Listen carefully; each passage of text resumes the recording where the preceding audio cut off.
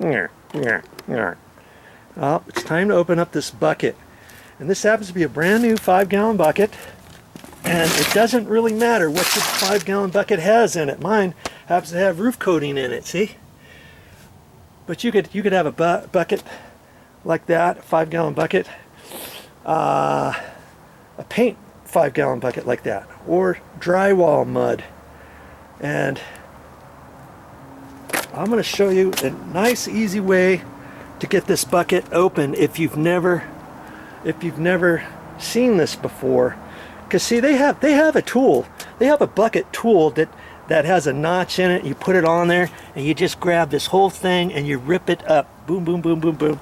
But then it's harder to get the bucket lid back on, and then once you get the bucket lid back on, you got to have that special tool again.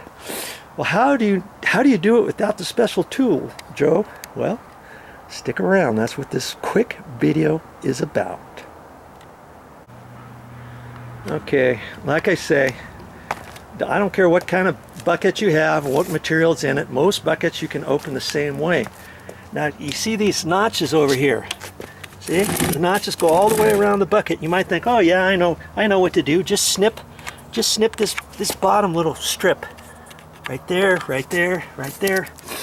Yeah, I guess you could do that. Then you can twist this up still with your knuckles and maybe get it up, but it's still going to be hard to get on and off later on. Well, here's the trick. You go around. This is actually a piece right there that you can zip off. See, so you go around the bucket, and there's a way, there's an end to it. We'll keep twisting. You see there? There it is, right there. The only thing I've got to cut is just that, right there. I could do it with a putty knife. I could do it with my tin snips. I could do it with the sheetrock knife, or anything like that. I'm going to do it a safe way. I got the tin snips here. Okay, I got some tin snips.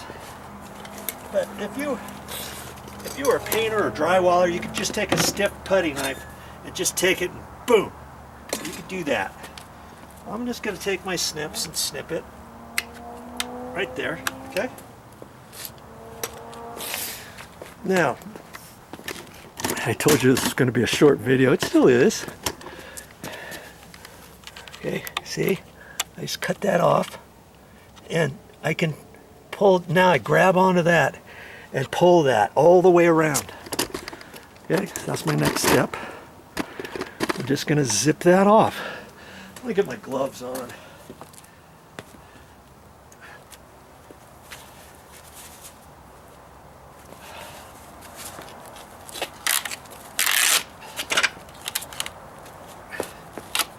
There you go, see?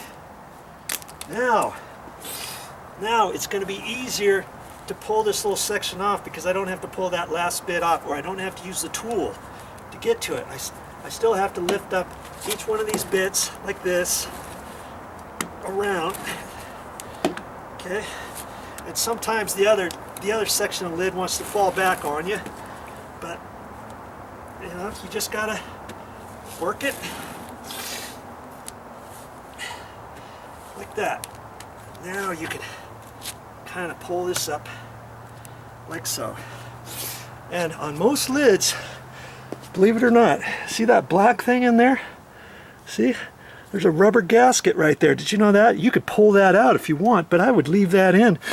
That way, when you get done using your bucket for the day, you push it back down, make sure it snaps tight, and that's going to keep your air from getting in there. And it will prevent your material from drying out to a certain extent, okay?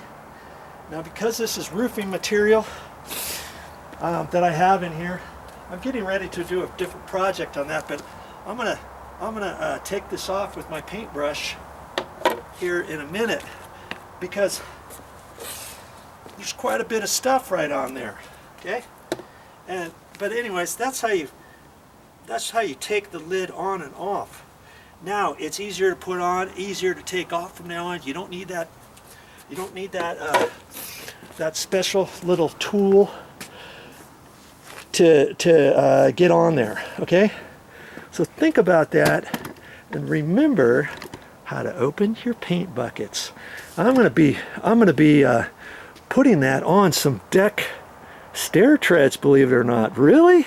Hey, yes, that's not part of this video, but if you want to see that, you can go to my main YouTube channel page, click on playlists, and scroll down to dry rot deck repairs, or stair deck stair, dry rot deck stair repairs, something like that, and you'll find all the videos that I've done working on these stairs. Okay, well, that's it. That's it for this time. But I'll be back with more videos. Oh yeah, I'm always around for more videos. Hopefully you're a subscriber, and if you are, if you've never clicked on that little bell, click on it, because you'll always be assured of never missing a new upload that I post on my channel, and I do it often. So look for them.